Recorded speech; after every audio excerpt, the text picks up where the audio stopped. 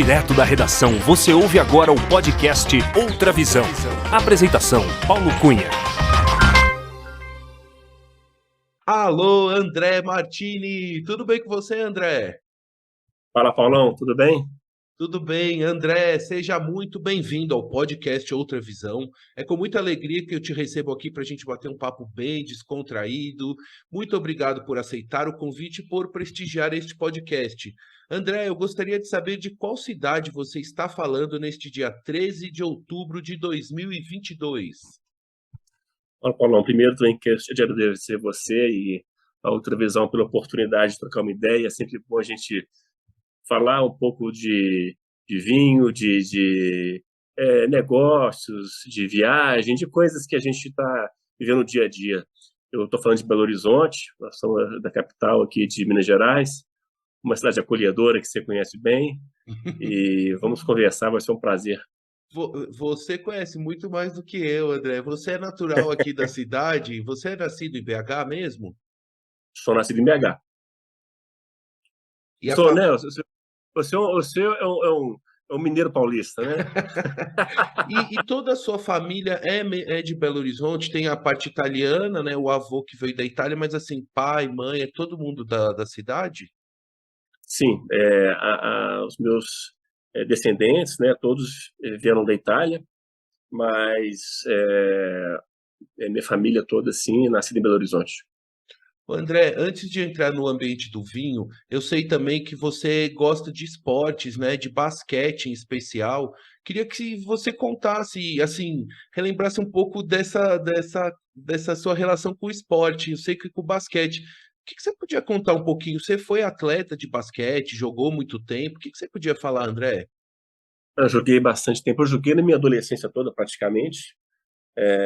Joguei em alguns clubes aqui de Belo Horizonte.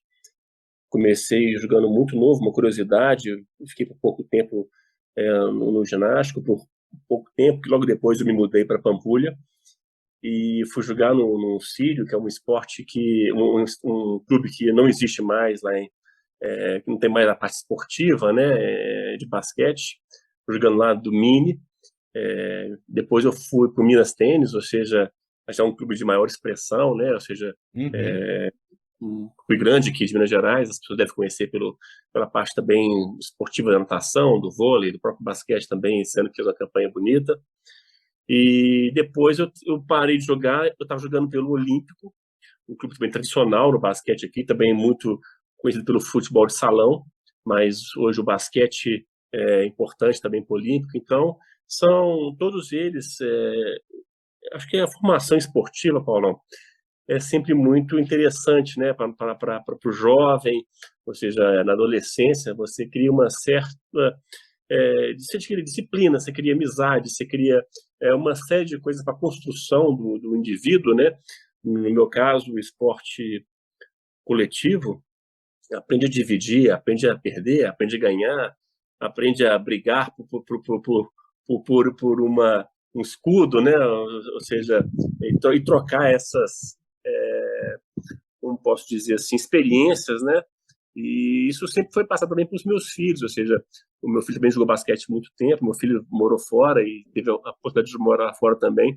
Eu não morei fora jogando, eu sempre fui jogador aqui de Belo Horizonte, mas poder participar de seleção, campeonatos, ou seja, passar aí por uma série de experiências e até hoje acompanhando de perto aqui em Belo Horizonte, né, a tal Uhum. do Minas, que é um clube que eu frequento muito. Então a gente tem sempre essa proximidade com o esporte, né? Não perdemos as amizades de tantos anos, né, que a gente criou, e esses vínculos de amizade são importantes também na nosso crescimento. E por quanto tempo você jogou basquete assim nos clubes? Até que idade, mais ou menos, assim? Você começou o quê? Com uns 10 anos? Ou mais? Isso. Com uns 10 até quantos anos, mais ou menos? Eu parei logo depois que eu comecei a fazer a faculdade. Infelizmente no Brasil a gente não tem um incentivo esportivo, né, Paulão? Então quando você entra na faculdade, você começa a ter que optar, ou esporte ou estudo. E o esporte, a gente, bom, nessa época principalmente, ou seja, eu estou com 53 anos, estou falando aí já de um bom tempo, né? Ou seja, vamos falar de 35 anos atrás, praticamente, o esporte realmente era uma paixão. Você jogava por paixão, você jogava para poder. Você não tinha nenhum incentivo, falar financeiro, você tinha uma ajuda de custo para um lanche, às vezes, mas não existia dinheiro na transação. Existia muita vontade de jogar, de disputar, ou seja, abrir mão de várias coisas para poder estar fazendo o esporte.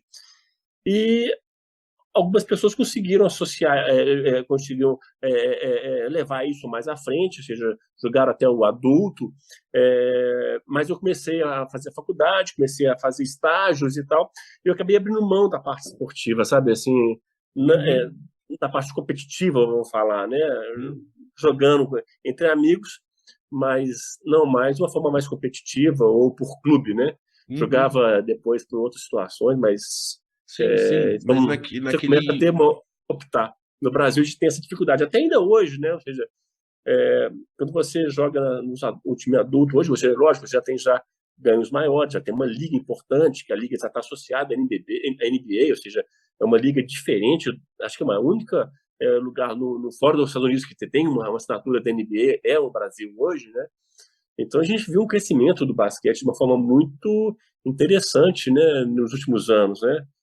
Ou seja, hoje o brasileiro acompanha a NBA, né, acompanha a Liga de Basquete brasileira, ou seja, já começa a ter público, começa a ter essa interatividade com o público. Acho que isso é muito legal, esse desenvolvimento do basquete, né?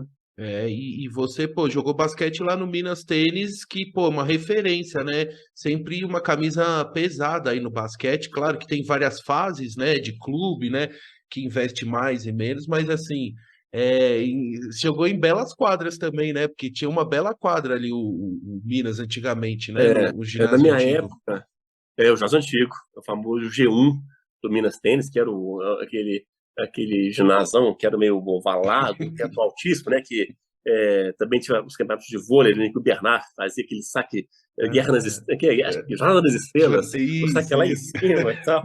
É um dos poucos estados em que podia fazer isso no Maracanãzinho, no Mineirinho e lá que eram os únicos que ele podia fazer a jogada, que a bola chegava a uma altura que podia. O André, e nessa época aí de basquete, para a gente fechar o tema, teve alguma grande conquista, um campeonato, algum jogo especial assim que você se pode recordar, algum fato importante aí nessa trajetória aí do basquete? Ai, gente, são várias, Paulo, muita coisa interessante, mas assim, teve um brasileiro que nós disputamos uma época, ainda no infanto, ou seja, ainda não estava no adulto, e foi uma equipe muito interessante. Nós fomos para o Sul e jogamos o brasileiro lá, e foi assim um torneio muito intenso, sabe? Foi muito interessante. E nós tivemos uma semifinal com o São Paulo, que era o time, inclusive foi campeão, e foi um jogo pesadíssimo, sabe? Assim, de rasgar a camisa, sabe aquele jogo que é realmente quase uma briga, né? Então, e nós conseguimos, foi um jogo muito interessante, porque com aquele jogo nós tivemos alguns atletas que tiveram indicação para a seleção brasileira. Dois deles foram para a seleção brasileira. Eu tive uma indicação, mas não fui para a seleção brasileira durante esse campeonato. Mas dois atletas nossos foram para a seleção brasileira e jogaram a partir desse campeonato. Foi muito legal. Nós ficamos em terceiro lugar no brasileiro e perdemos a chance de poder jogar com o Rio de Janeiro, o time que nós ganhamos anteriormente, mas por pegarmos o São Paulo na semifinal foi bem pesado, que era o time principal, realmente, um time muito pesado. Foi uma fase muito boa. Que E legal. grandes companheiros também de campeonato, foi uma seleção muito legal.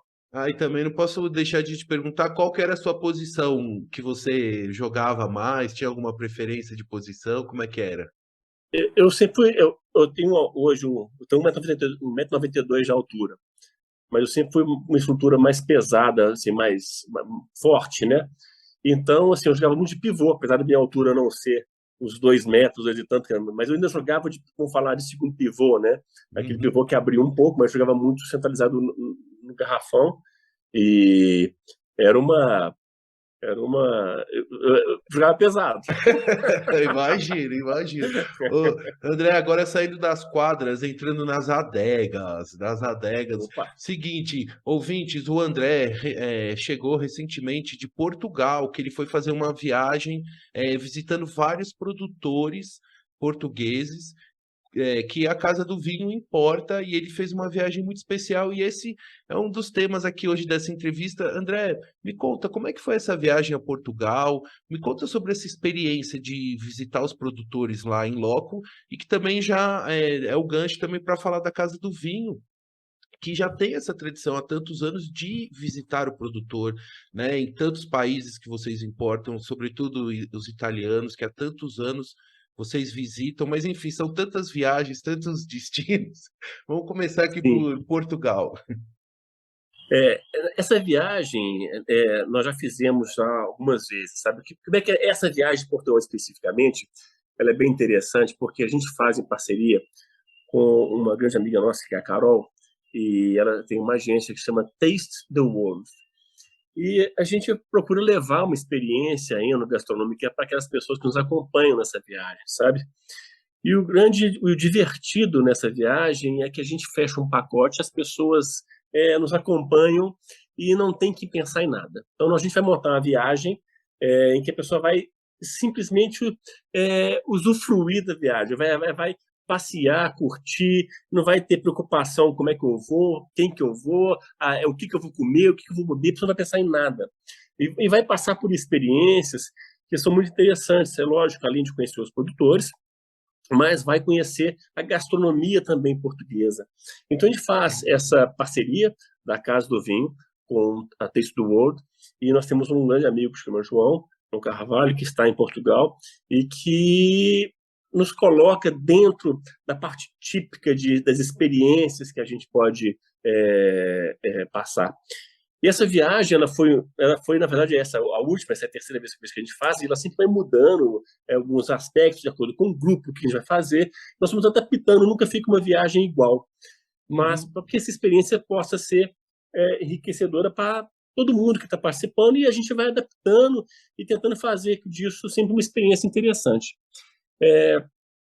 Nessa viagem, ela era para acontecer no ano de 2020, que foi ano da pandemia e que não pôde, os fronteiras fechadas, e não aconteceu.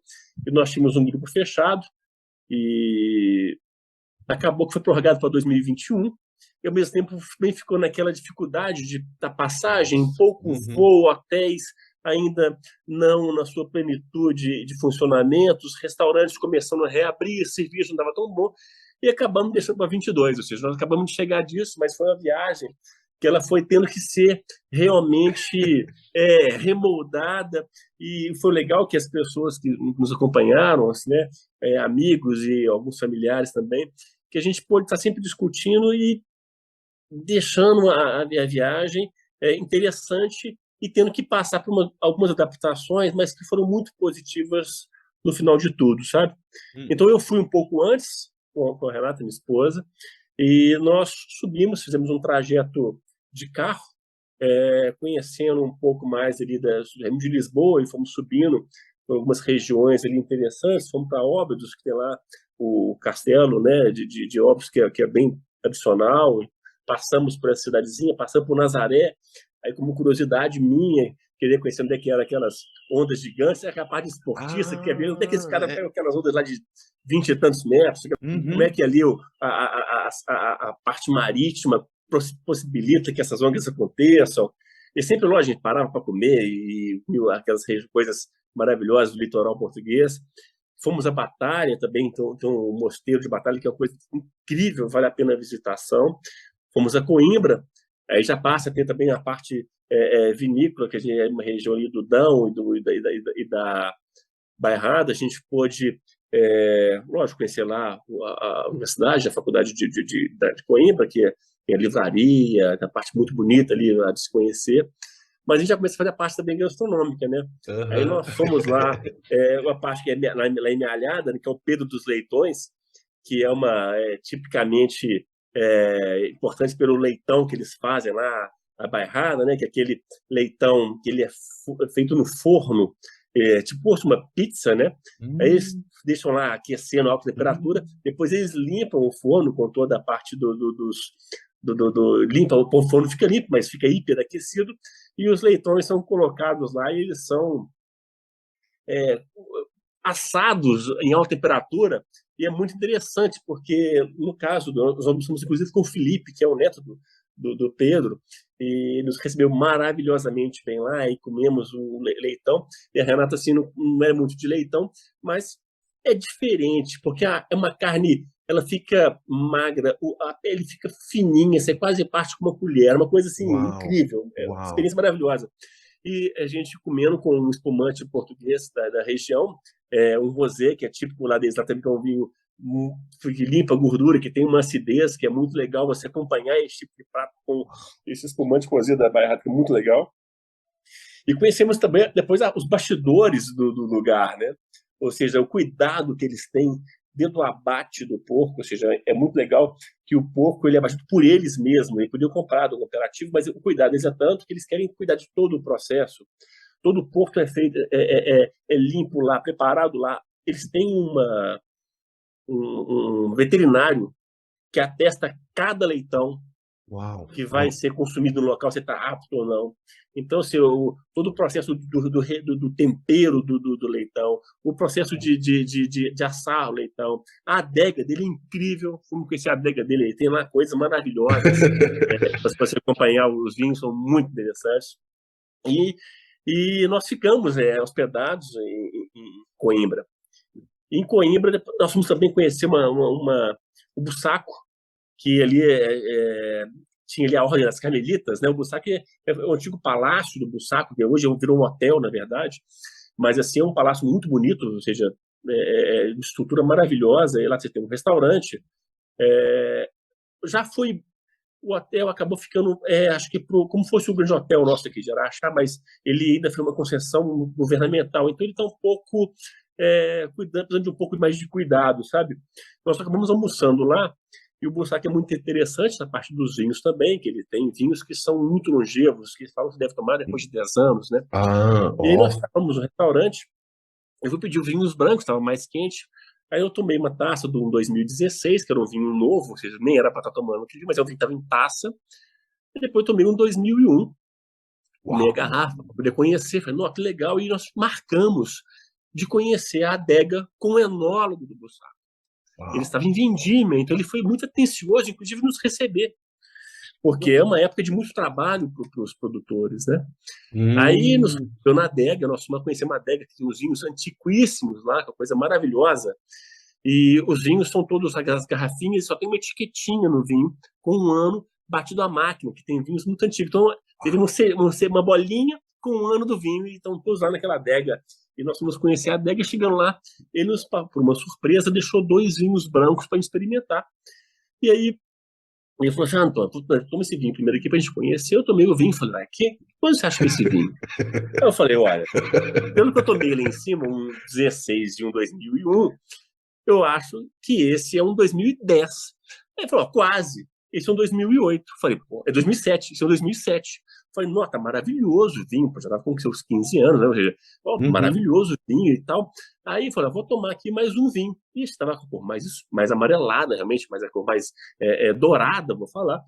E aí tomei o vinho estava incrível também. Eu falei, e esse aqui, você acha que é de quanto? Eu falei, esse aí deve ser uns 20 anos mais velhinho que esse que nós tomamos anteriormente. Eu vou falar que é um 87. Ela falou, não, esse vinho é mais antigo um pouco. Eu falei, um pouco? Então eu vou chutar 78. Eu falei, não, você pode ir para menos. No final das contas, era um vinho 68. Eu nasci em 69, ou seja, por coincidência, foi assim, né? Ou seja, e o vinho estava incrível. Foi uma experiência muito legal de ter a chance de tomar o vinho com o enólogo do Bussac, ou seja, e tomar uns vinhos antigos, assim, que a gente às vezes não tem a possibilidade de tomar, ou às vezes que são vinhos mais caros, acaba que nem chegam até a gente tem menos quantidade de disposição, né? E de um local super especial, né, André? Dentro da adega deles, dentro do Bussaco, que é bem legal, né? Então, ou seja, a gente passa por essas experiências, né? Ou seja, essa parte nem estava com o grupo ainda. Eu estava com a minha esposa. Aí depois Que nós fomos, legal. lógico, passamos por Aveiro, ficamos lá no Vista Alegre para conhecer o Vista Alegre das louças portuguesas, tão tradicionais, ou seja, é muito legal a experiência. Tem um museu lindo lá, que vale a pena a experiência de conhecer o museu, os fornos em que a porcelana é feita, as pinturas à mão, é algo incrível, é muito legal a experiência. E fomos encontrar o grupo no Douro. Então, quer dizer, você já teve uma Mentira, né? preparação. No Rio Douro, nós fomos por Porto primeiro, né? No Rio Douro. Nós fomos por Porto, começou a nossa viagem, ou seja, com o grupo no Porto. E essa viagem foi legal, que nós chegamos, ou seja, a gente começa a fazer assim um passeio, né? Ou seja, onde ir, ou seja, como entender um pouco, ou seja, aquela região tão importante para Portugal, né? Que é a região do Porto, que na verdade os vinhos são feitos no Douro, só que eles vinham até o Porto para ser comercializado. Então, toda a comercialização do vinho do Douro era feito no Porto, por isso virou o vinho do Porto, né? Mas ele era comercializado ali, em Vila Nova de Gaia, que é o outro lado ali do Porto, e ali, então, virou tradicionalmente o vinho do Porto, que era ali a partir de negociação, tanto que todos os armazéns dos vinhos do Porto tradicionais todos estão ali em Vila Nova. E nós fomos a Vila Nova para poder fazer uma degustação, para conhecer um pouco, porque as pessoas às vezes não conhecem o vinho do Porto, né? Só conhecem o vinho do Porto, é um tipo de vinho só específico. E nós fomos dentro hoje é um museu maravilhoso que foi criado lá agora no Vila Nova, em Porto, que chama WOW, né? World of Wine. Então, você tem ali um museu maravilhoso que fala das regiões de Portugal, fala de toda a estrutura, como é a tanuaria, fala do processo de colheita, das vinhas. É incrível o museu, vale a pena uma visitação. E nós marcamos dentro, ele tem um wine school lá, e nós marcamos uma degustação de vinho do Porto, um wine school para esse grupo. Olha, então, assim, se você tiver tempo, a gente pode conversando sobre essa história toda. Não sei se... Não, eu assim já estou aqui maravilhado aqui com o seu relato aqui do começo da viagem já, né? Dessa experiência do começo. O que eu queria, até para ilustrar para os nossos ouvintes, André, entender um pouco do tempo da viagem e quais as cidades que passou, né? Os produtores, assim, para entender, ter uma visão até geral também do roteiro, assim.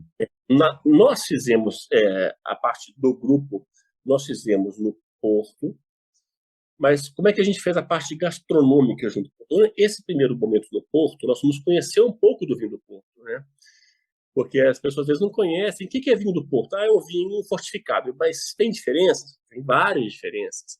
Tanto que nós chegamos e fomos recebidos por um vinho rosé que não vai em estágio em barrica, mas é um Porto rosé, que ele é recebido frio, mas ele não é barricado, então ele fica é um vinho jovem.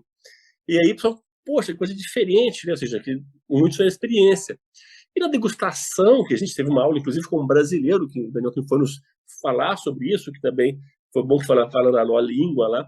E a gente começou com o vinho do Porto Branco. A pessoa, não tem vinho do Porto Branco? Nossa! Não tem vinho do Porto Branco. É e aí foi do mesmo? vinho do Porto Branco.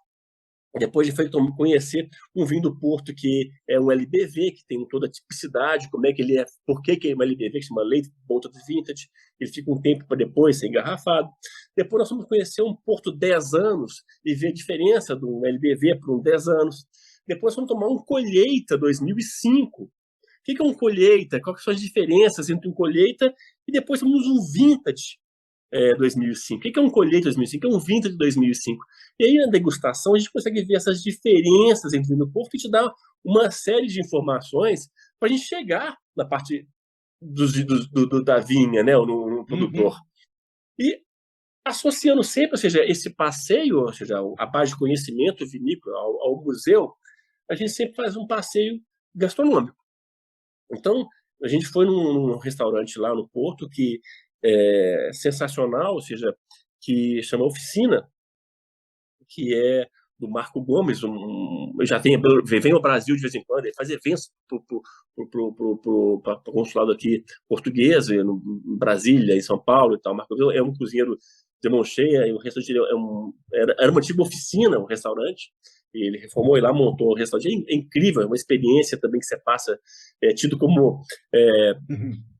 Ele tem lá aquele doce português que, que, é, é, que a gente... Vou te falar assim, que é uma experiência que você vai da carne, do peixe, e você passa ali por momentos maravilhosos. E voltamos, sempre acompanhando comida de degustação, ou seja, a gente sempre coloca os vinhos para acompanhar aquele jantar, e voltamos no hotel e saída. Só sempre associa alguma coisa. Um dia nós fomos para uma cidade, que é uma Portela, que também é um chefe de gastronomia, de um restaurante que está no Guia Michelin, que chama Ferrugem. O chefe chama Renato Cunha. E ele faz um evento por mês na casa dele, num sábado por mês, que ele recebe as pessoas e faz uma cozinha diferente. E nesse dia ele fez uma cozinha de tacho. Então, toda a cozinha dele foi feita em tacho no fogo no chão.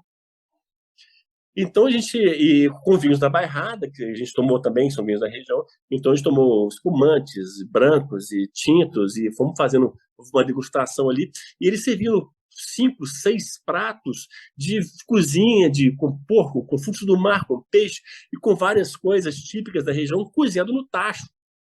Uma experiência muito diferente. Então, as coisas da horta dele, e depois ele faz uma sobremesa com creme, com leite, com gemas, que sai uma coisa maravilhosa.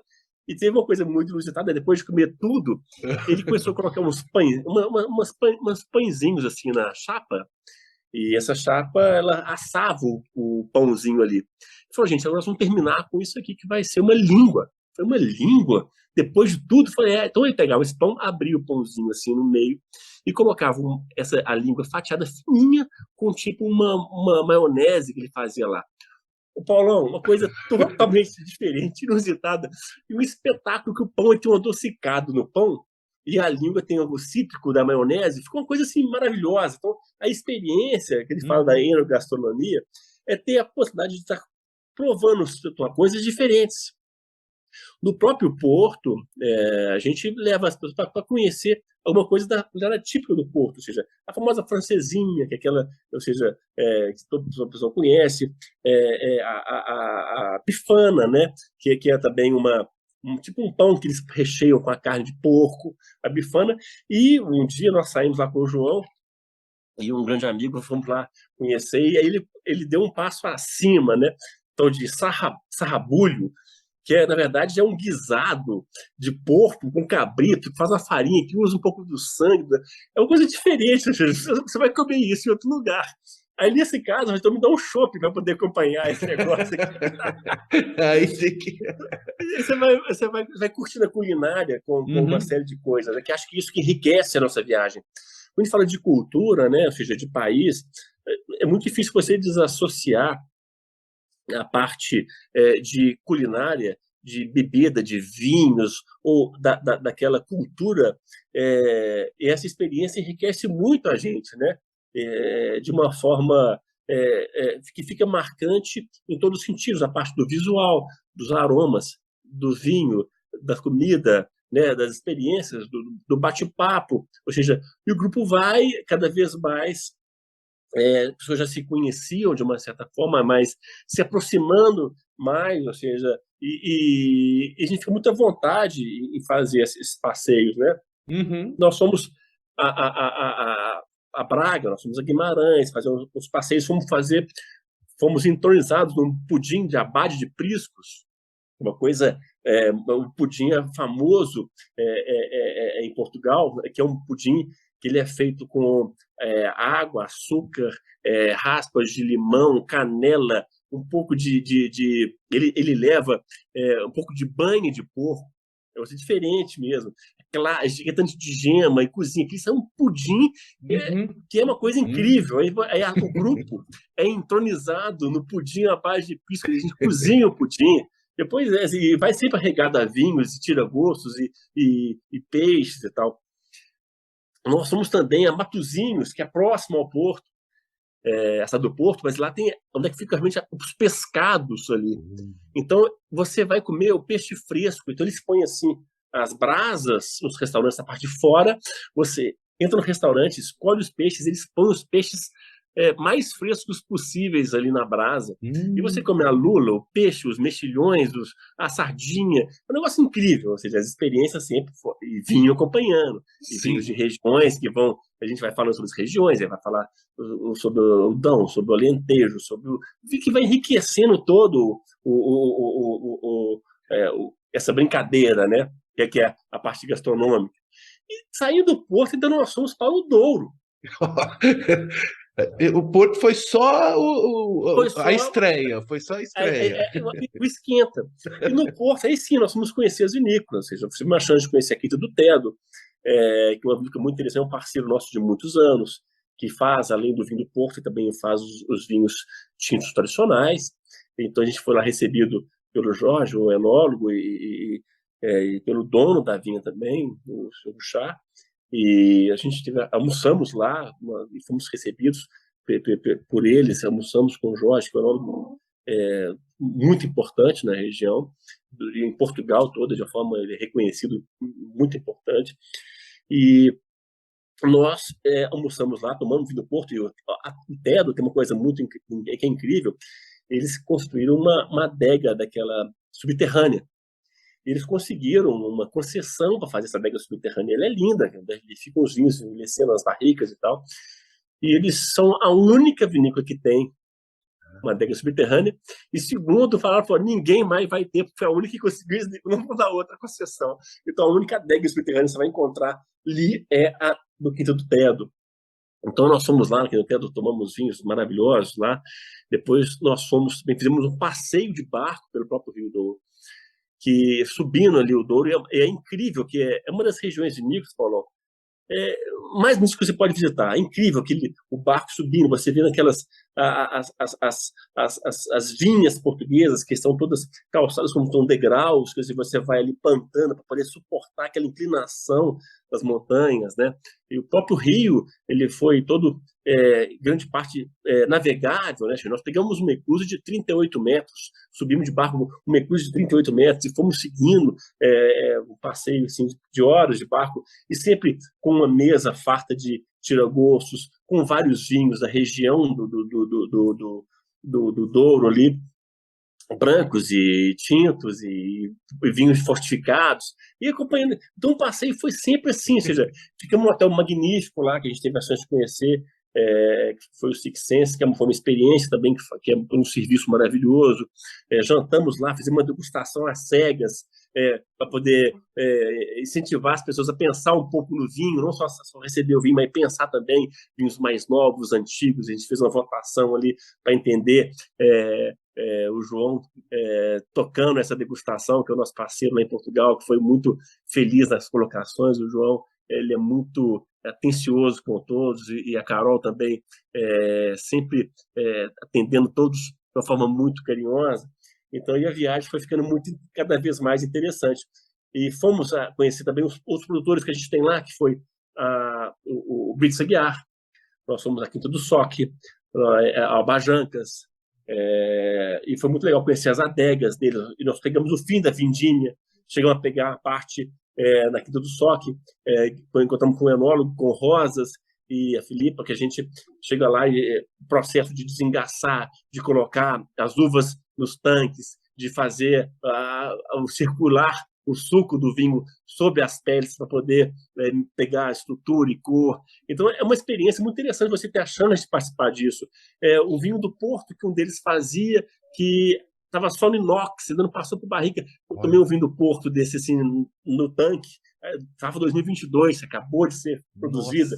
Então são experiências muito legais, que só uma viagem em loco, você falou de conhecer o produtor, e você vai ter essa interação com o produtor, com o produto.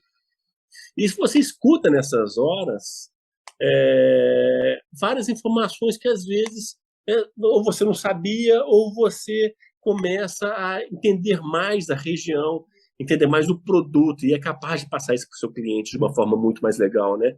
E de discutir sobre isso, e trocar informação com o produtor, saber como é que está tomando as coisas, ou seja, dos momentos pós-pandemia, dessa guerra que Sim, está sim. acontecendo, Uhum. o custo, como vai mudando, dos insumos. A gente teve situação no hotel que nós ficamos, em que ele relatou o seguinte, que a minha conta de energia, que era 8 mil euros, a conta passou para 30 mil euros. Então, ou seja, as tarifas estão sendo mudadas porque o custo está ficando caro. Você vê o vidro encarecendo, você vê a dificuldade até de comprar vidro, porque produtores menores, eles não compram milhões de garrafas, eles compram menos quantidade. Então, primeiro, Uhum. as garrafas atendem os grandes Uhum. produtores. E, Uhum. às vezes, os menores ficam sem produto. E, às vezes, tem que assegurar um pouco o vinho, porque não tem um produto não tem uma garrafa para colocar o vinho, entendeu? Uhum. Então é interessante você ver essas aflições também deles, ou seja, a felicidade de terminar uma vendimia, que a gente chegou no final da vendimia, estava nos últimos dias de vendimia, e ao mesmo tempo você vê as aflições também, que ou seja, reflete também na gente de uma maneira, né? Ou seja, não são só alegrias, são também você vê as aflições que estão ali, trocar essa interação muito legal com os produtores, né? Então, assim, eu acho que a experiência de todos, ou seja, no último dia nós jantamos no DOC, que também é de um chefe renomado, que também passou com o Michelin, fizemos uma degustação com esses vinhos dos produtores que nós fomos lá e pegamos a linha melhor dos vinhos deles e tomamos nesse Ah, dia, aham. de uma forma assim, para finalizar a viagem, sabe, como, entre Hum. aspas, chave de ouro, vamos falar assim. Mas é legal você ver esse desenvolvimento, as pessoas se interessando mais sobre a região, conhecendo mais a região, é, aproveitando a parte gastronômica da região também, né? E conhecer um pouco dessa história que vai sendo colocada para cada um. Eu acho que foi muito enriquecedor, sabe? E o grupo ficou muito feliz, e nós também, a Casa do Vinho, a Taste do World e o João, que nos ciceronou lá durante todo esse processo, ficamos muito felizes com o feedback de todos, sabe? Inclusive, um André, dia, foi até inusitado, Paulo, nós saímos de lá ah, e fomos assistir o jogo de Portugal e Espanha lá em Braga. ó, que Chegamos lá legal. um jogo lá, foi a turma do Paulo, quem quer assistir o jogo de futebol? Fomos lá assistir lá a final, lá. Foi muito legal o jogo. Uau, que legal, que legal. André, é uma essa viagem é uma verdadeira pós-graduação enogastronômica, né?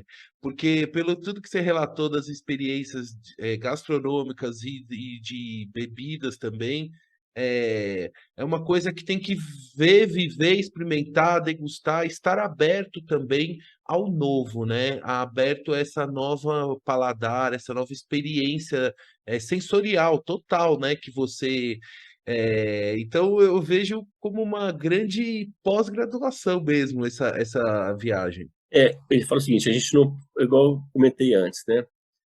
A viagem ela acaba, ela é prazerosa, ao mesmo tempo a gente vai, ela tem assim, um desgaste também, porque é muita comida, é bebida o tempo todo, ou seja, você almoça, toma um café, geralmente é muito bom um café, depois você sai para o almoço, depois você sai para o jantar, e você, lógico que não é uma viagem longa, vamos falar assim, a minha parte foi um pouco maior, porque eu cheguei um pouco antes, mas também não foi tantos dias assim.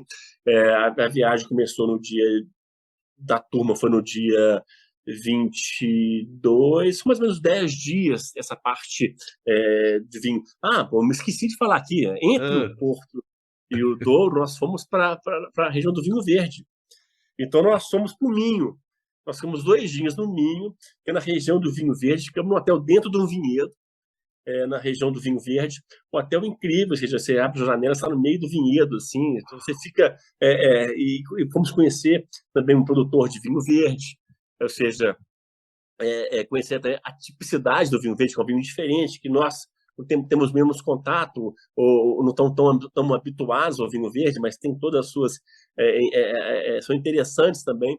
Então, a gente ficou nesse hotel dentro do Minho, foi muito legal essa experiência. E de manhã as pessoas queriam passear, ou fazer uma caminhada, ou correr no meio do vinhedo, uau. e ter esse momento de interação, assim, com a vinha mesmo, independente do vinho, né? Tá ali naquele espaço, com a natureza mesmo, ou seja, Uhum. explora um pouquinho.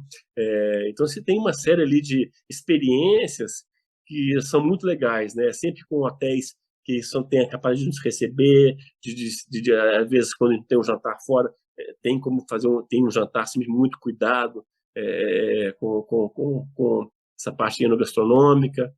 Então, ou seja, toda a viagem foi, ou seja, a gente pegou a parte antes, subindo, ou seja, depois a gente começou a contar, depois foi para o Porto, vamos para a região do vinho verde, depois a gente volta para o Douro, ou seja, é um passeio. Quando a gente fala em conhecer o produtor, ou seja, essa experiência que a gente fala em conhecer o produtor na viagem, a gente fala o seguinte, que ela acontece em vários países, como você colocou no começo, né? Ou seja, quando você vai para a Itália, você tem também a interação da gastronomia italiana, da região, que tem também é riquíssima em toda ela, desde o sul da Itália até o norte da Itália, você passa por experiências totalmente diferentes, e vinhos diferentes também. Então, essa parte é muito legal. Em Espanha, você passa por experiências diferentes. Na Alemanha, você passa por experiências. E na França, você tem coisa maravilhosa. Então, realmente, essa parte, quando a gente tem a possibilidade de associar uma viagem com a parte turística, claro, você vai ter os museus, você vai ter os castelos, ou catedrais, ou basílicas. É muito interessante isso. E associar a gastronomia e associar a parte vinícola, que a parte vinícola também está muito enraizada em todas as regiões, de uma forma muito presente, historicamente falando, né? Ou seja, fez parte do desenvolvimento, fez parte da cultura e a história também, né? Então, enriquece de uma forma completa a experiência. Então, quando a gente fala em conhecer o produtor, é que a experiência para a gente passada, igual ele fala assim, nossa, tomei esse vinho, estava tão bom na Itália, e às vezes você passa aqui, eu achei melhor lá. Porque a experiência ela é completa. Você tem uma experiência de estar no lugar. E a gente buscar essa informação e passar para a pessoa, para um cliente, para um amigo, é muito enriquecedor, né? Ou seja, faz diferença. E faz diferença, né, André? Que você, né, e a família Martini, há tantos anos dedicados ao universo dos vinhos, né? Vocês que há tanto tempo assim, conhecem e estão intimamente ligados, então sabe beber um vinho tão especial, identificar e perceber, né, todas as características e qualidades, né, de imagina quantos rótulos numa viagem dessa você teve a oportunidade de acessar, de degustar. Não sei como é que você toma nota disso, como é que é seu registro de tantas experiências, né, de São, degustação? são várias situações, né, Paulo? Igual você falou assim, nós temos uma história familiar que foi nos colocando dentro do mundo do vinho de uma forma muito sutil, vou falar assim. A nossa razão social é de 47, 1947, mas nós viemos de uma padaria que foi criada pelo meu bisavô, junto com o meu avô, na verdade, Padaria e Frutaria Martini. A nossa razão social da Casa do Vinho, Martini Casa do Vinho, família Martini, é de 1947, dessa padaria. Então, veio com meu avô, depois passou para os filhos, que foram encontrando dentro desse mercado de padaria, fomos cada vez mais entrando no mundo do vinho especificamente. E aí, por meados de 69, ou seja, surgiu como Casa do Vinho. E começamos a trabalhar na parte de importação e sempre associado, ou seja, com a família italiana, a gente sempre teve o vinho na mesa de uma forma muito natural. E isso foi, ou seja, passado pelo meu pai. Então, hoje, minha mãe também sempre acompanhando meu pai nessa parte familiar, ou seja, visitando as feiras e tudo. Minha mãe falava, meu pai usava meu pai nas línguas, no contato com as pessoas. Então, eu e a Luísa, minha irmã, eu tenho mais um irmão que é o Paulo, mas o Paulo ficou mais na área, mexe mais na área financeira. Ele mora em São Paulo e não está assim, diretamente ligado na Casa do Vinho, então ficou mais. Ele foi criado também nessa mesma forma, ou seja, dentro dessa mesma. A criação foi a mesma, mas ele tem a aptidão dele não foi ligada à parte do vinho diretamente, e ficamos eu e a Luísa nessa parte do vinho. Depois meu pai faleceu em 2018. Então, assim, essa parte de conhecer, a gente fala em tomar nota, em conhecer cada produto, ela varia de cada situação. É lógico que você, quando está numa viagem dessa, a gente guarda muito para a gente, depois você toma nota após o evento, que você não quer estar passando uma coisa profissional, ao mesmo tempo. O vinho eu já conhecia, a gente conhece e acaba lembrando a experiência, uma safra específica, a gente vai comentando. Mas quando você faz uma viagem profissional, ou seja, ou para uma feira em que você tem ali uma carga importante de degustação, você tem que anotar. Então, você vai para uma feira na Itália, você visitar aquele penca de produtores de vinhos diferentes, safras diferentes, regiões. Se você não anotar, você chega ao fim do dia que você está tudo perdido no que você fez. Então, você vê, você vai por região, você tem que fazer um cuidado. A gente vai para a feira, a Provine na Alemanha, que a gente frequenta também. É uma feira enorme, são só 3 dias. Então, você chega lá às 9 da manhã e sai às 6 da tarde, com um intervalo de meia hora para poder almoçar uma coisa leve. Ou seja, então, se você não fizer anotações, ou seja, você se perde em 200 vinhos que você bebe, 250 vinhos que você bebe durante esses 3 dias, entendeu? Então, você tem que tomar esse cuidado de tentar ser, de alguma forma, sucinto, você não vai ter textos longos, porque senão você vai até se perder. Então, você tem que ter uma forma muito cuidadosa, e não só tomar o melhor vinho. Às vezes, você tem que tomar um vinho e que não me dá o melhor vinho que você tem. Eu falei, não, me dá o vinho, seu primeiro vinho, qual é o vinho mais simples que você tem? Que às vezes é uma porta de entrada que... Então, você tem que ter, entender a cadeia produtiva daquele produtor, ou seja, desde o mais simples até o mais elaborado, porque às vezes o mais simples vende mais que o mais elaborado. Às vezes o mais simples é um retrato daquele melhor. Ou então, não. Aí você vai ter só o melhor vinho, ou seja, vai caber um portfólio desse produtor, sendo que o vinho mais importante é muito mais caro do que o mais simples. Então, você tem que ter essa ginástica. Às vezes, entender o gosto do consumidor, né, do cliente nosso. Talvez, quando trazem, fazem experiência, né? Que é o aspecto comercial, né, da degustação, quando você vai nas feiras, né, nos eventos, como você falou, é você enxergar também a questão comercial em cada degustação, né, o que você vai compor o seu mix, né, de produtos para trazer para o nosso mercado aqui, né, de Belo Horizonte, que inclusive, né, André, a Casa do Vinho é a importadora de vinhos mais antiga de Minas Gerais, não é isso? Não tem uma... Nós razão de 47, vou falar assim, né? Então, ou seja, como um CNPJ de 47, vou falar, a gente tem algumas empresas de 47, mas como importadora, eu falo que deve ser muito poucas no Brasil, né? Eu vou falar assim, tradicionalmente são poucas. É lógico que nós não começamos importadora, a gente tornou-se importadora, né? Mas, assim, sempre tivemos historicamente ligados ao mundo do vinho de alguma maneira, né? Ou seja, ou por não importação, mas como revenda, né? Até ter se especializar, né, na importação.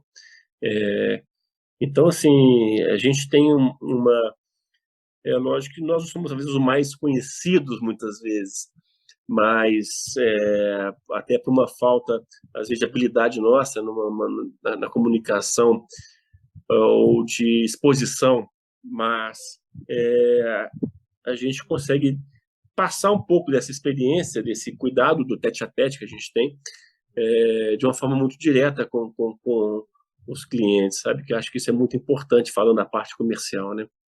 E, pessoal, por exemplo, ó, a Casa do Vinho recentemente está com uma importação nova, né? Que é de um produtor que há muitos anos a Casa do Vinho traz para o Brasil, que é a Mocali, tem o Apolônio, tá certo, André? Isso, então, exatamente. Para os ouvintes até entenderem, por exemplo, a Mocali, há quantos anos a Casa do Vinho trabalha com esse produtor? Apolônio, há quantos anos, né? O seu pai, quantas vezes esteve seu pai, seu Armando, a dona Vera, quantas vezes estiveram lá com o produtor, né?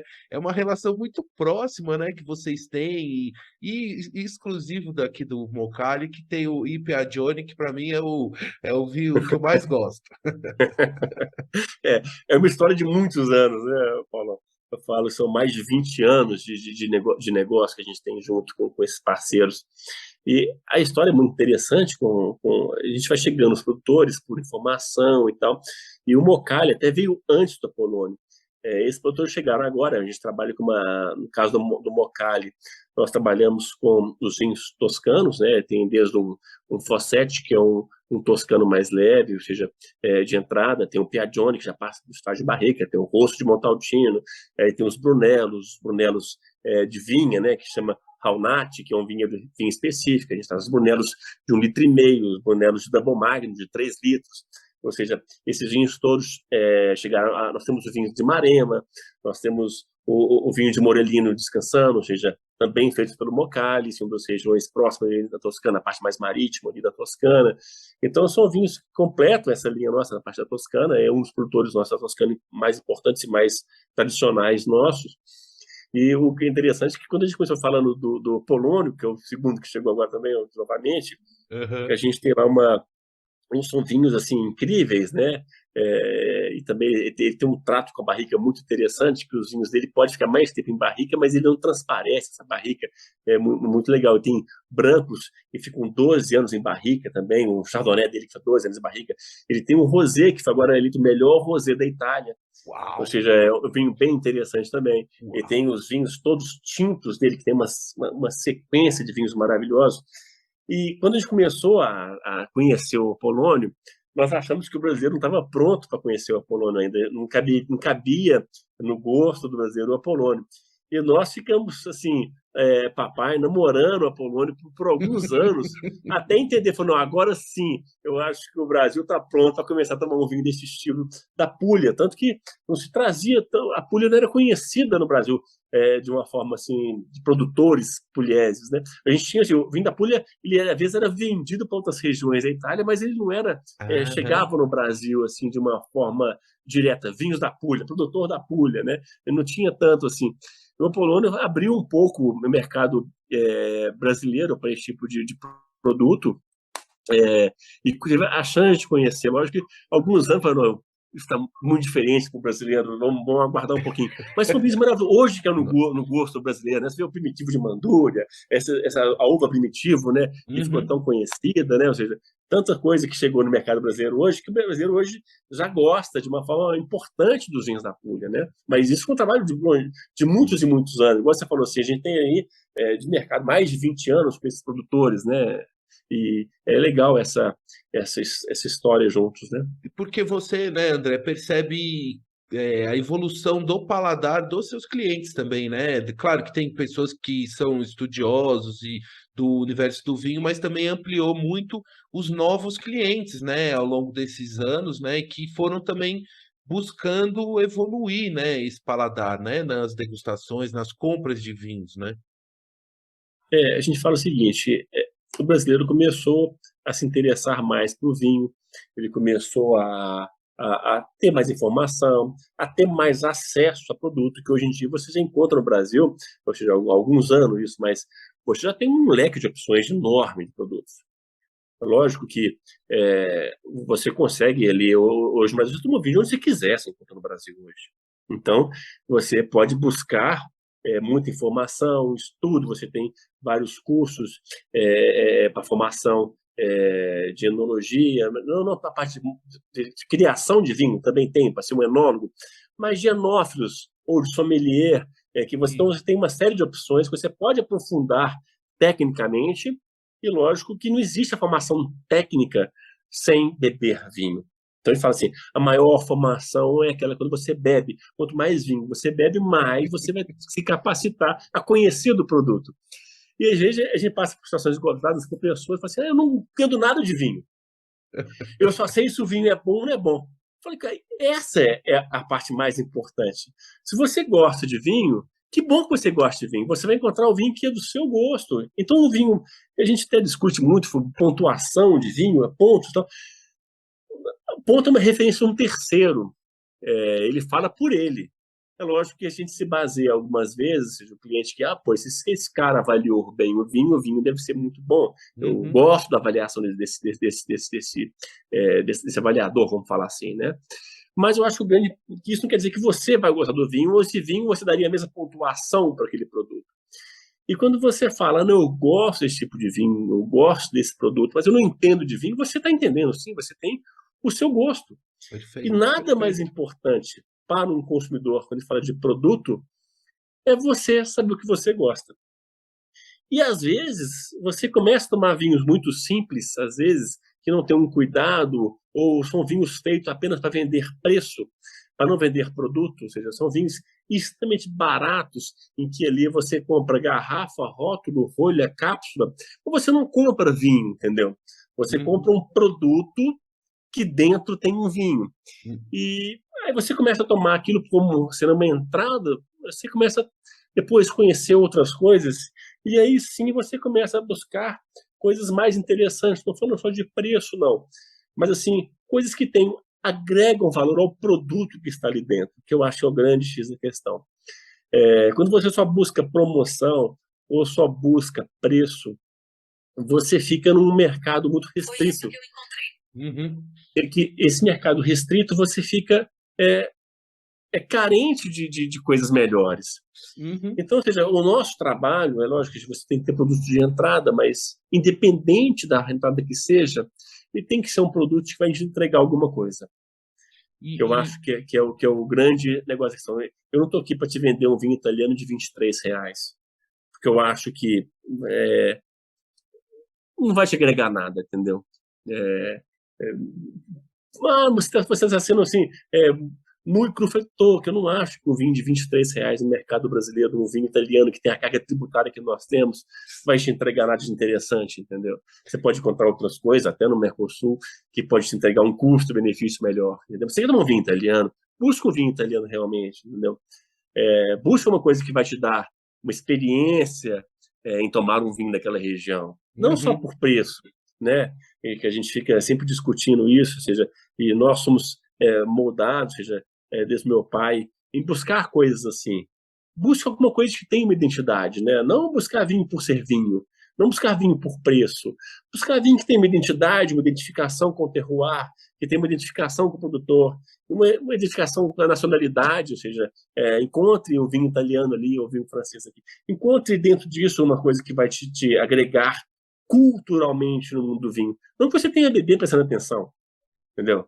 Que você, muitas vezes você quer beber em uma festa, e não interessa, você vai estar bebendo coisas que... Mas beba uma coisa legal, né? Ofereça para o seu amigo, para o seu convidado uma coisa interessante, né? Que não seja só uma coisa assim pasteurizada, né? Busque uma coisa legal, acho que isso agrega muito, sem dúvida nenhuma. E isso, André, eu assim, da vivência até que eu tenho com você, com a Casa do Vinho, uma experiência, por exemplo, de visita na loja, a gente já tem essa percepção, né? Porque a gente vê os vinhos lá expostos, divididos por regiões, você consegue ver as variedades de cada produtor, e isso também vai gerando curiosidade, né? Você fala, já experimentei esse, como é que será que é o do lado dele aqui na vitrine, né? Então aqui tem italiano, ali tem o francês. E essa experiência também de estar numa loja, né, numa adega, eu assim, falando como cliente, eu acho que é o que deixa a gente ainda mais curioso. E, nossa, como é que será aquele vinho? Enfim, e aí, à medida também que você vai evoluindo um pouco no paladar, né? Eu bebo vinho, mas assim, como um leigo, né? E claro, eu aprendi muito lá na casa do vinho. Tanto que eu sou fã lá do meu Ipiagione, que eu achei o meu vinho. Eu lembro que o dia que eu descobri que eu falei, nossa, esse é o que eu mais gosto. Agora eu experimento outro sempre. Claro. Ocorre que, mas como você falou, se for só para comprar uma garrafa com líquido dentro, não é essa a proposta. A proposta são experiências, né? Tá dentro de um contexto, aquele vinho, aquele rótulo, né? É uma coisa que é superior, né? É aumentar o padrão, aumentar o nível de exigência também, né? Inclusive, a gente escreveu no blog, a Luísa escreveu um texto recentemente, acho que foi até o último, se eu não me engano, falando justamente sobre isso, que eu acho interessante. Que a gente fala, nós estamos muito no digital, né? Ou seja, a pandemia trouxe essa parte muito digital, ou seja, a compra do vinho, a internet foi muito forte, ela cresceu muito durante a pandemia, e depois ela reduziu um pouco de novo, porque o cliente sente falta um pouco desse contato. Nós estávamos discutindo isso, é claro que você tem um benefício de estar ali na sua casa, um dia tranquilo, entrou numa loja de vinhos, você recebeu uma oferta, ou você está curioso sobre uma região, começa a pesquisar sobre um produto. E você chega até uma loja de vinho na internet, lê algum texto sobre o produto, se interessa e compra. Mas, realmente, fato de você ir a uma loja, namorar os rótulos visualmente, pegar numa garrafa, olhar um contrarótulo que seja, ler um pouco daquela história no contrarótulo, tocar uma ideia com o vendedor ou com o dono da loja. Nós estamos lá constantemente, gostamos de trocar essa ideia com nossos clientes. Passa a ser uma outra experiência, que a gente está falando da viagem. Exatamente. Ou seja, a experiência ele enriquece muito mais. Então, você tem, lógico, situações em que o comércio eletrônico ele é importante, porque ele cria acesso, ele cria concorrência, ele cria uma facilidade de compra e uma série de coisas. Mas a visita à loja, ela te agrega outras experiências, que faz parte também do mundo do vinho, né? Então, essa interação com um produto, pegar a garrafa, ver o peso dela, Nossa, sentir a qualidade de uma rótulo, às vezes um rótulo é simples, mas vai te cativar a conversa que vai ter com o vendedor, que vai te passar uma informação sobre aquele produto. Isso que eu acho que é o legal também, né? Ou seja, nós, como consumidores, independente de conhecer pouco ou conhecer muito, essa visita a uma vez no estabelecimento ela é muito enriquecedora. Mesmo que nós tenhamos nosso e-commerce uma forma de contato com uma pessoa, você não trata com um robô, você sempre vai tratar com uma pessoa, e trocar informação com uma pessoa, sempre, mas continua sendo virtual, né? Ou seja, você não está dentro da loja. Então, assim, tendo a possibilidade, você gosta, até que for, onde quer que seja, ou seja, no estabelecimento que você trabalha, quando você vai, você quer um tempo ali para você passear naquilo. Você tem ali uma hora sua com um produto, ou quando você vê, passou ali um certo tempo e você está ali brincando e passeando naquele momento, né? Exatamente, porque a experiência na loja física e, pessoal, a loja da Casa do Vinho tem duas unidades, mas tem um que é no Barro Preto, em Belo Horizonte, que é um casarão antigo, maravilhoso. É uma experiência, que é legal demais, porque você, diferente de um site, dentro de qualquer ambiente de loja, de vinho, pode ser de vinho, de esportes, o que for, você vai enxergar coisas que você nem sabia que você poderia ver, por exemplo, num site que você não navegou na página, não entrou no link, né? Você está numa loja, eu vi aqui um azeite também, mais um negócio que vai com outro vinho, e que você falou, pegar numa garrafa, ter essa experiência, claro que com cuidado, hein, pessoal, né?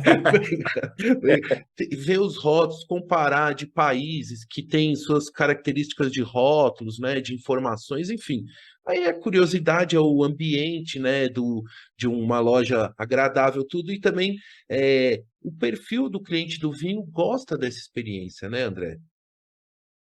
Paulo, sem dúvida. O casarão nosso, ele é um tradicional, ou seja, dos anos 30, né?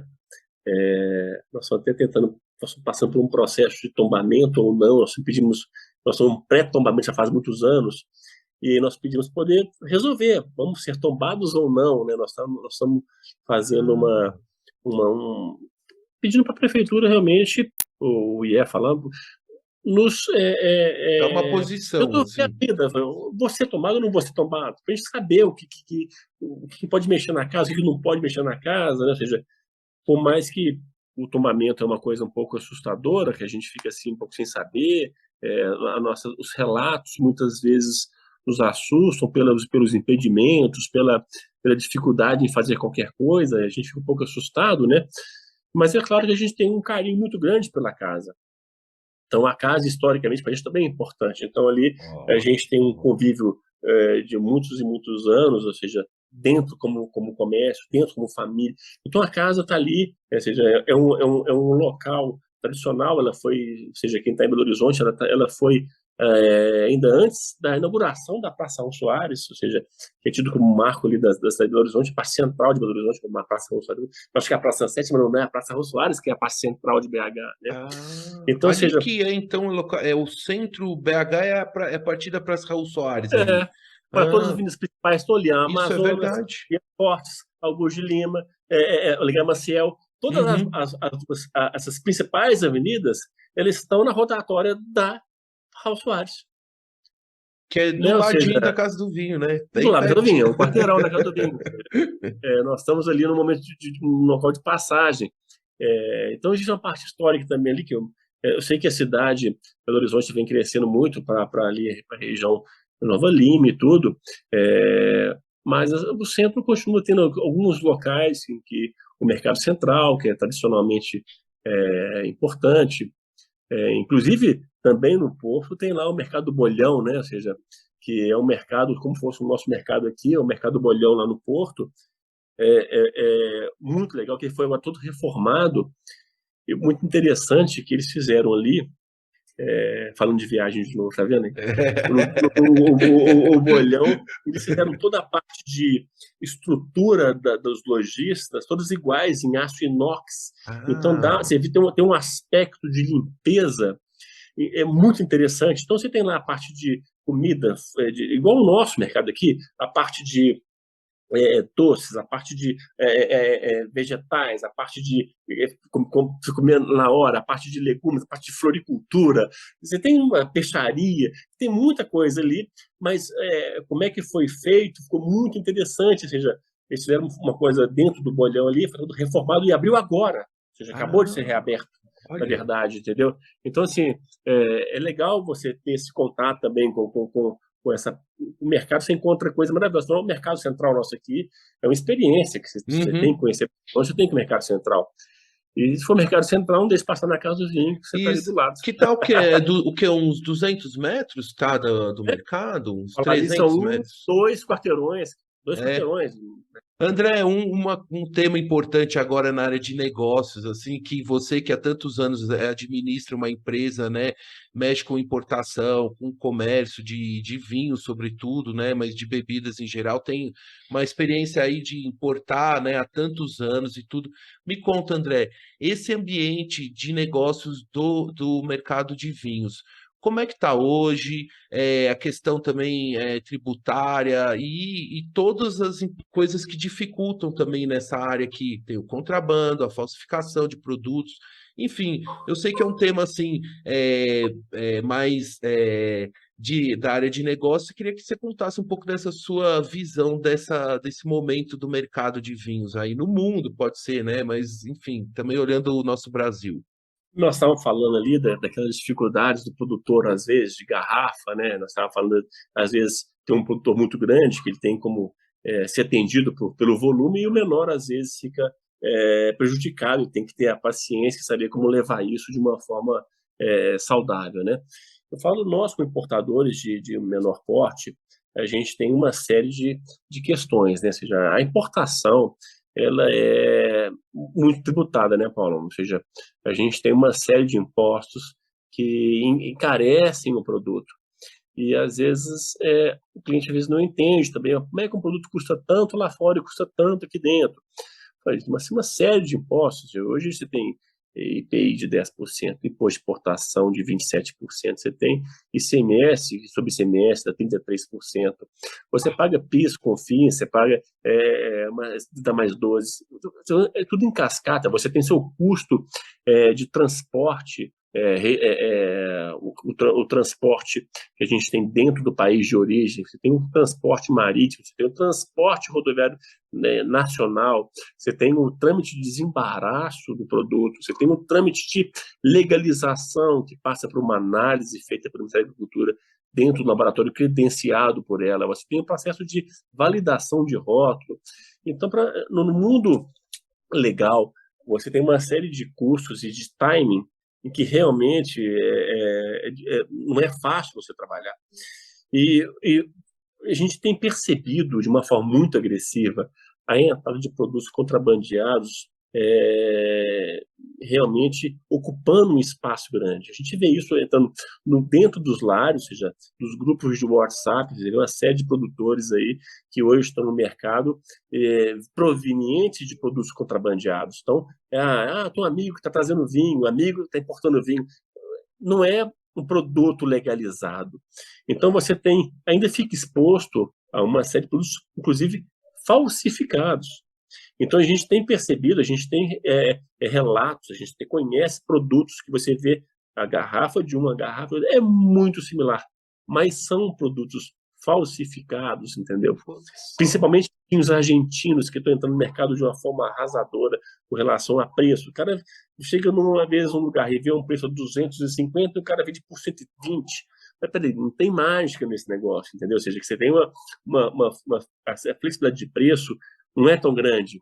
Então, não tem muita mágica. Você tem que desconfiar desse tipo de coisa.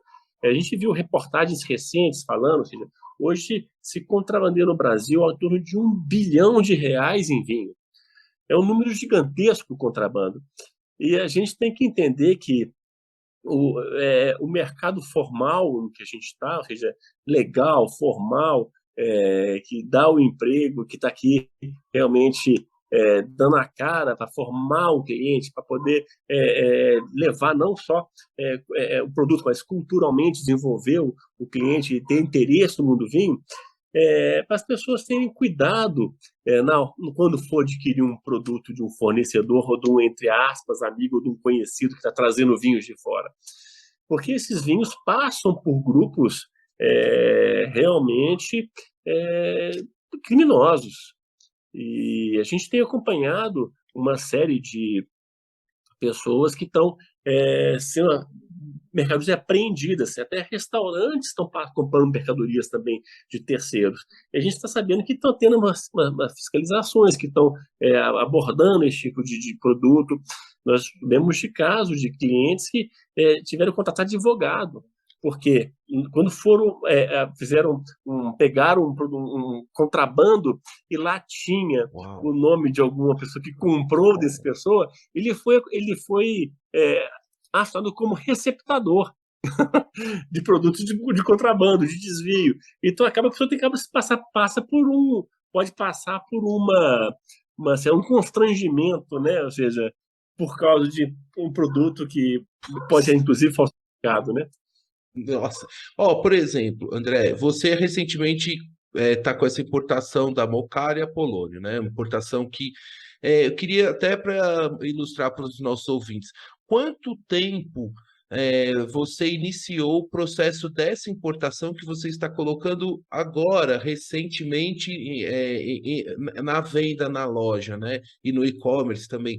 Assim, para entender todo o processo, assim, desde a compra e todo esse trâmite que você comentou, que é sair lá do produtor, ir para o porto, para o container e não sei o quê, e navio, e vem, quanto tempo esse processo? Paulão, isso varia um pouco, né? Assim, quando tem um produtor só, vai ser um pouco mais rápido, porque você consegue tratar com o cliente diretamente e tal, e você consegue ter mais agilidade nesse processo. Dependendo do número de produtores no container, isso vai se arrastando, porque um produtor que atrasa todos. Então, vou falar assim, esse, por exemplo, chegou agora, e demorou meses para chegar. Mas em que sentido? Hoje, o processo de importação, ele tem tudo é feito online. Você passa os documentos antecipadamente, você vai cadastrar a documentação, você vai cadastrar tudo, e o fiscal vai recebendo isso, e você vai tendo que deixar tudo certinho para não ter problema na chegada do produto. E isso envolve também a rotulagem do produto no exportador. Então, você tem uma série de critérios. A letra tem que ser negrito e tal, especificamente tal. O texto tem que ser de acordo com a legislação brasileira. Então, você tem que um errinho ali para o processo aqui. Então, às vezes, você para o processo lá até que ele se adeque perfeitamente. Às vezes, a gente conta com alguma coisa que é muito sutil e que fala, não dá mais para esperar, vem como está. Entendeu?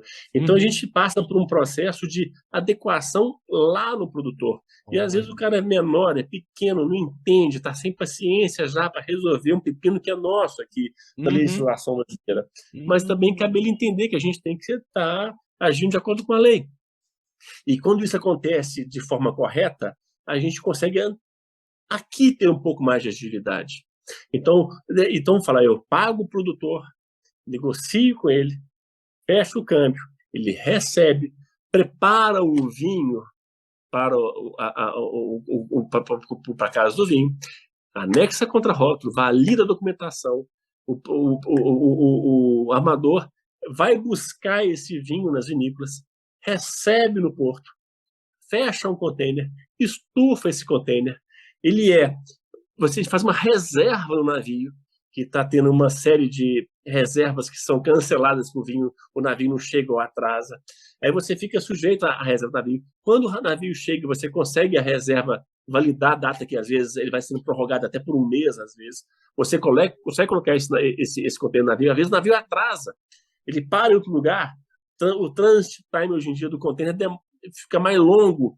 Aí quando chega no porto, você tem todo o processo de desova desse container, chegar num porto seco, a conferência da documentação pelos fiscais. Depois você tem a retirada de amostras para análise, o envio da amostra de análise para o laboratório credenciado pela agricultura. Ou seja, o resultado da análise, essa análise é colocada nesse processo digital, ele é validado pelo fiscal, e você recebe um certificado de liberação de venda. Então, o processo, veja, só a parte marítima, nós estamos falando aí de um mês. Ou seja, só a parte de buscar um produto e ficar pronto é no mínimo 30 dias. Só o processo de o vinho ficar pronto, muitas vezes demora 90 dias para você receber o produto em casa. E você tem mais 15 dias de análise e mais 5, dá mais um mês para você poder tirar esse vinho está apto à venda. Então, é um processo que você não consegue ter muita agilidade. Quando você tem, às vezes, um produto chileno que já tem mais fluxo para o Brasil, você consegue ter isso de uma forma mais industrial, ou seja, você consegue ter mais agilidade, não é nem industrial, um processo mais formatado, uma grande quantidade, o cara já está pronto para te atender, já tem os rótulos que você trabalha, já tem todo o processo brasileiro, legislação, sim. Trabalha muito volume no Brasil, são os grandes exportadores de vinho para o Brasil, então é mais fácil. Mas depois você pega produtores de interior de países como Itália, às vezes França e tal, ou Espanha, Portugal, é difícil. Então você tem que ter o número de lote do rótulo brasileiro igual à análise que foi enviada para esse processo, igual ao certificado de origem que tem que ter do produto, igual ao vinho que... Então, você tem uma série de números que você tem que estar conferindo um a um, porque se um der errado, o processo volta para a estaca zero e vai para o último da fila. Então, ou seja, é muito minucioso e lógico, você tem um custo operacional, você tem um custo financeiro, você tem um câmbio, o dólar que varia, chegou a 4,70, sei lá, no início do ano, chegou a 5,70, não sei aonde. Você tem um movimento aí gigantesco, você tem, às vezes, o dólar mais caro que o euro, então encarece o chileno, agora você está com o euro mais barato que o dólar. É uma ginástica, né, constante, e às vezes aponta que não somos nós que estamos legalmente trabalhando com esse cuidado, as pessoas às vezes não enxergam isso, né? E só enxergam, às vezes, o custo de receber um produto não legal em casa, né? Isso é um problema para o importador de forma geral. Eu acho esse seu depoimento, André, muito rico e muito importante você relatar todas as etapas para os nossos ouvintes aqui. Exatamente isso, seja, o processo ele é igual para todos, né? Lógico que você tem alguns incentivos fiscais diferentes em cada estado, você tem alguns processos que são, às vezes, diferentes, mas a parte de importação legalizada passa por isso. E, às vezes, um produtor menor, que você quer trazer um produto que você não tem tanta quantidade para trazer, ou por preço, ou pela disponibilização de produto, você muitas vezes atrasa mais ainda. Eu falo que um dos produtores de Portugal que estamos conversando, ele falou: olha, a minha produção já está toda vendida. Tenho 8 anos que eu não tenho um cliente novo. Eu não quero aumentar a minha produção, eu quero manter a qualidade. Então, para o Brasil, eu tenho uma cota muito pequena. Entendi. Então, entendeu? Ou seja, eu tenho um problema de rótulo, contra-rótulo e tal, não sei o quê. Ou seja, ele já tem um impedimento de exportar o produto dele. Entendeu? Porque, para ele, que já tem tudo vendido, passou pela pandemia sem problema, o preço dele sobe um pouco, mas ele está tudo vendido. Não tem cliente novo faz 8 anos. A produção toda dele está vendida. Ele não quer aumentar a produção, porque ele quer manter qualidade. Então, com um cara desse, você fica sujeito à boa vontade dele. Entendeu? Você tem o produto, Perfeito, perfeito.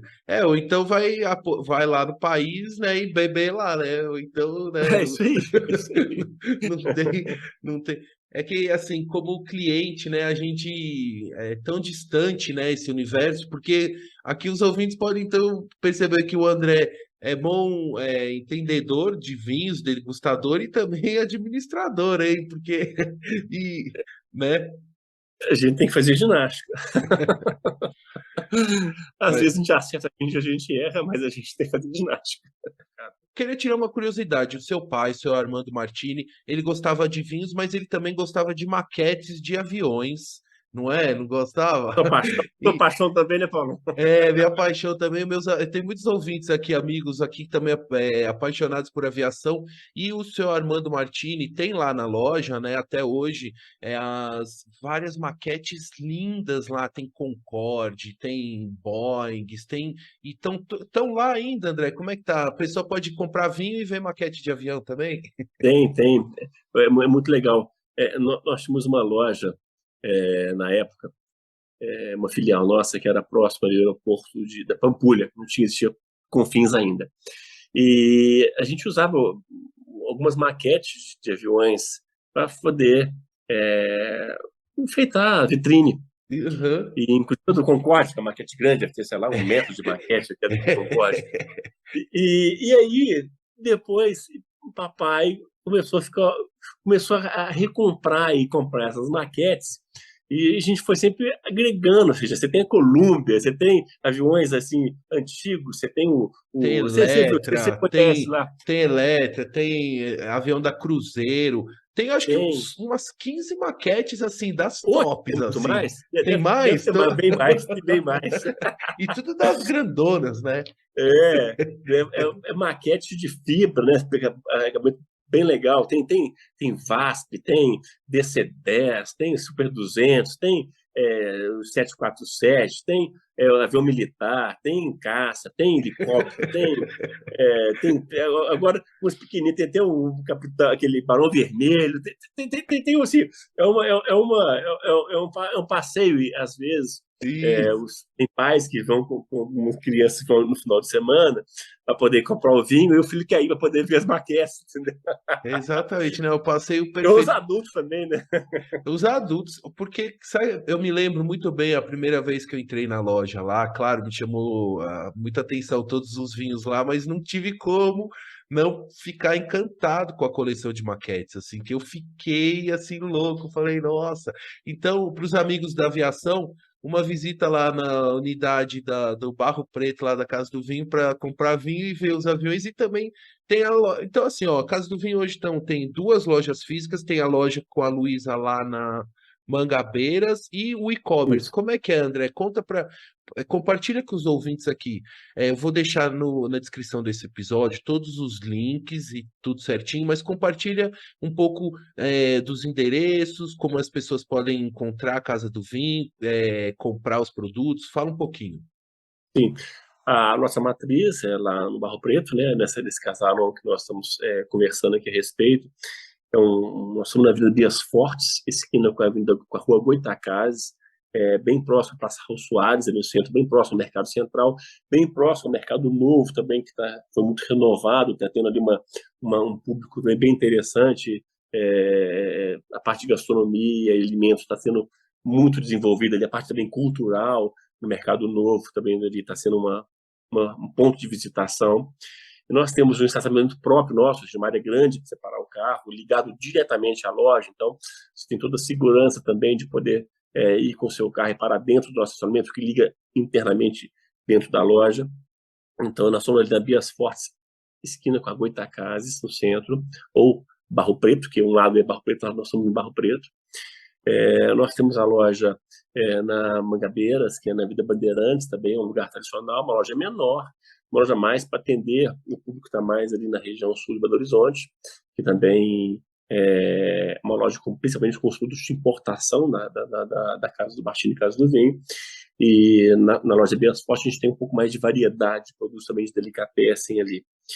E também como forma de atender os clientes de outros estados também, nós temos o site nosso, que é www.aviaçãobrasil.com.br. www.casadovinho.com.br, ali você vai encontrar a nossa loja com os vinhos à disposição dos clientes, com preço, frete, uma loja que já está há alguns anos já no ar, com algumas indicações, inclusive, dentro do site, para o nosso blog, tem uma série de discussões interessantes, vídeos. A gente busca também ter ali uma série de informações que agreguem coisas ao mundo do vinho. A gente fala de produtor, a gente fala de... Paulo, você conhece bem lá a nossa ideia, como trabalhar, não é só vender, a gente gosta de trocar ideia, né? Então, tem uma série de informações no nosso e-commerce, que também tem ali a parte de parte cultural do mundo do vinho, claro. Nós estamos hoje nas mídias sociais também, nós estamos no Instagram, nós estamos que é Caso Vinho BH, no Instagram, @CasoVinhoBH, e também no Facebook. Mas, E no YouTube também, né? Tem o no YouTube. Tem uns vídeos nossos, os links também estão, acho que no nosso blog, tem lá uns vídeos para você poder fazer link no caso do vinho. Tem vários vídeos ali que a Luísa fez maravilhosamente bem. Então, acho que é um passeio que, se vocês tiverem oportunidade e nos dá o prazer dessa visita, será muito bom. Então, eu vou deixar todos os links e dizer também para os ouvintes que a Luísa Martini, que é a irmã do André, também já participou aqui do podcast Ultravisão há 2 anos atrás, há mais de 2 anos. Foi uma das primeiras entrevistadas aqui do podcast, André. A Luísa prestigiou aqui o podcast desde o início e também contou um pouco da história da Casa do Vinho. Foi uma verdadeira aula sobre o universo dos vinhos, como você também está dando para gente. André, agora, mas é que eu estou vendo a minha pauta aqui, sempre tem um assunto aqui, eu não tenho. Tem 2 perguntas aqui para fechar. Da adega da Casa do Vinho, qual o rótulo mais antigo que vocês conservam até hoje? E contar também sobre o Alma M, que é um espumante exclusivo aí da Casa do Vinho, que eu sou fã. Em casa a gente sempre tem, eu e a Raquel, e assim, a gente não abre mão do Alma M. Mas conta, qual que é o rótulo mais antigo que você tem na adega e contar um pouquinho do Alma M. Bom, a gente tem uma curadoria própria, a gente guarda alguns vinhos, nós guardamos alguns vinhos, né? Mas a gente tem lá vinhos 97, vintage 99, temos lá Bordeaux 2005, a gente encontra muito raro no mercado, nós temos Brunelos 2001, 2004, 2006, 2007, 2010, 2012. Então, a gente tem várias verticais que a gente pode fazer. Nós temos ali o Valdicava, que é um Brunello tido como já foi eleito o melhor do mundo, né, pelo Wine Spectator. A gente tem lá 4, 5, 6 e 7, 2004, 2006, 2007. Então, a gente tem ali vinhos que eu acho interessante a gente colocar. Nós temos vinhos prontos para consumo, em alguns casos. Lógico, também tem vinhos mais jovens, mas é muito difícil, muitas vezes, você encontrar vinhos prontos para consumo. E a gente fala muitas vezes, poxa, eu quero comprar um vinho para beber. Então, vem até casa e você vai encontrar vinhos para você beber, entendeu? Prontos para você ser consumidos. Que às vezes não adianta, por mais que eu tenha também um Brunello que acabou de chegar agora, nós falamos do Morcari que chegou em 2016, que foi uma safra maravilhosa, inclusive, que vão chegar os Double Magnus e os Magnus, que poderão envelhecer maravilhosamente bem na sua adega, caso ele adquirir um produto desse. Você também vai encontrar um Brunello 2001 por esse período, entendeu? Ou seja, então vai encontrar uma série de produtos que você vai ter ali pronto, eu vou levar para casa, abrir e beber esse vinho. Ele vai estar, não preciso guardar na sua adega. Guarda na sua adega aqueles vinhos que você quer beber para frente, né? Acho que é importante ter esse cuidado. A outra pergunta, qual foi, Paulo? A outra é sobre o Alma M, que é o espumante, né, da Casa do Vinho. É uma nova safra? Como é que é? Mudou? Tem alguma novidade, né, no Alma M? Não, assim, a Alma M já está há alguns anos a gente procurou um parceiro para que pudesse fazer uma marca e desenvolver um produto que tivesse uma sinergia com a Casa do Vinho com relação à qualidade, ao processo de vinificação, que tivesse um cuidado com o produto como nós também temos. E encontramos em Flores da Cunha, fizemos uma parceria com a Vinícola de Sargenta, e encontramos ali um produto de qualidade que a gente pudesse assinar. Então a gente fez um trabalho juntos e criamos o Alma M, tanto o Alma M branco como o Alma M rosé. E agora nós recebemos, na safra nova, agora de 2022, recebemos o Alma M já na safra nova, que já acabou de ser engarrafado, e fizemos agora, como novidade, o Champenoise do Alma M. Então é um Alma M Champenoise, 24 meses em barrica, 24 meses em contato com as leveduras, ou seja, ele fica 24 meses criando mais contato com esse levedura, da estrutura ao produto, para depois fazer o degorgement. Então, ele é feito toda essa segunda fermentação em garrafa, e ele foi engarrafado em 2020 e o degorgement em 2022. Então, ele está assim, maravilhoso, ou seja, uma rotulação nova, é a primeira vez agora que a gente fez essa linha nova do Champenoise, ou do método tradicional, como é o falado aqui no Brasil, né? Que é o mesmo método que é utilizado na região da Champagne. No espumante brasileiro, a gente encontrou ali realmente um produto de qualidade que a gente consegue conter ali um produto realmente de referência internacional, entendeu? Então, desde o Champenoise, que é esse método tradicional feito no mesmo processo vitivinícola da Champagne, ou seja, do espumante da Champagne, que é feito na garrafa, como o outro também, que é um vinho feito também com extrema qualidade. Inclusive, nós fomos conhecendo produtores, né? E eu falei, vamos tomar vinhos para a gente chegar nesse Champenoise, vamos tomar outro Champenoise para a gente conhecer. E muitas vezes o nosso mais simples, que é o método Chamar, ele era melhor do que muitos Champenoise que a gente tomava, entendeu? Olha só, olha. E aí eu falei, é incrível com a qualidade desse vinho mais simples nosso. E aí a gente resolvemos fazer também, ou seja, o 24 meses, Champenoise, para poder ter mais uma opção e uma produção de preço muito interessante, ou seja, conta um produto de altíssima qualidade, com uma qualidade de preço muito interessante. E está no nosso site também. E um produto ótimo agora já está esquentando, primavera, verão, né? Geladinho, perfeito para. E a Casa do Vinho sempre tem umas promoções lá, sobretudo de Alma M, né? Então tem que ficar atento lá nas redes sociais e aproveitar, né? André, eu vou finalizando aqui, a conversa tá ótima, enfim, sempre a gente conversa, a conversa vai longe, mas eu vou encerrar aqui nessa primeira garrafa aqui hoje, querendo agradecer muito a você pelo carinho, pela confiança e por dedicar um pouco do seu tempo para conversar comigo e compartilhar um pouco das suas experiências, vivências no mundo dos vinhos, da gastronomia, que assim, só de ouvir já assim, abriu o apetite. E também deixar um agradecimento a todos os ouvintes que acompanharam até aqui essa entrevista, a toda a sua família, sua esposa, filhos, filha, a dona Vera Martini, também um abraço ao seu pai, né, em memória ao seu pai, a Luísa, enfim, a toda a família Martini, por quem eu tenho tanto carinho.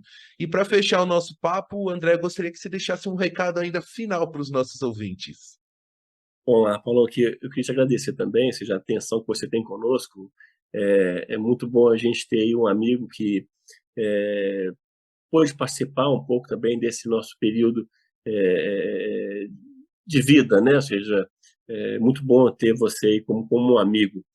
E poder falar um pouco, a gente falou muito de viagem, a gente fala um pouco do mundo do vinho de uma forma muito à vontade. E eu queria te agradecer esse carinho conosco, com a família Martini, conosco pessoalmente. E como mensagem, eu queria deixar do que a gente conversou aqui. Possa usufruir dos momentos de uma forma intensa.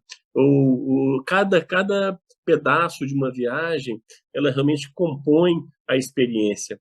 Então, deixe-se embarcar, né? Ou seja, embarque numa viagem, mas embarque por completo, né? Viva a viagem, né? Acho que isso enriquece a gente, o espírito da gente de uma forma intensa. Viva a amizade, viva o vinho e obrigado pelo carinho conosco. Muito obrigado. Um grande abraço para você, André. Tchau. Valeu,